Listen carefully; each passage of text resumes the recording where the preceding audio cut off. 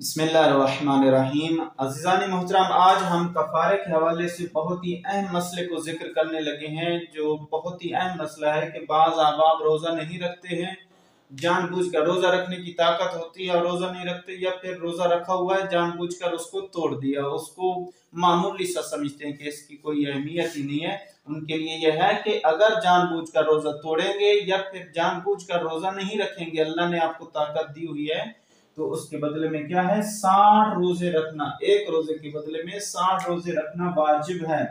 और ये रोजे जो 60 है ये मुसलसल रोजे रखना वाजिब है। ये नहीं है कि एक रख लिया फिर 10 दिन के बाद दूसरा फिर तीसरा, इस तरीके से नहीं चलेगा। मुसलसल अगर 60 रोजे रखने की ताकत नहीं है तो फिर 60 मस्कीनों को खाना खिलाना वाजिब है एक रोजे के बदले में।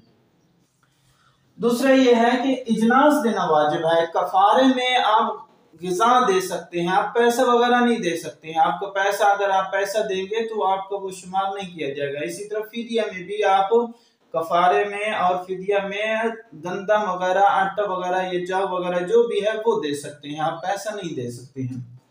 और ये कफारा देने की शर्त है वो ये है कि पहली शर्त ये है कि जो जिसको दे रहे हैं वो शिया होना चाहिए, 12 इमामों को मानने वाला होना चाहिए, उनका मुहिब होना चाहिए। दूसरी शर्त यह है कि बेनमाजी ना हो, बेनमाजी को आप कफारा नहीं दे सकते हैं। तीसरी शर्त यह है कि अलल ऐलान गुनाह ना करता हो, जो अलल ऐलान गुनाह करता हो उसको कफारा नहीं दिया जा सकता है।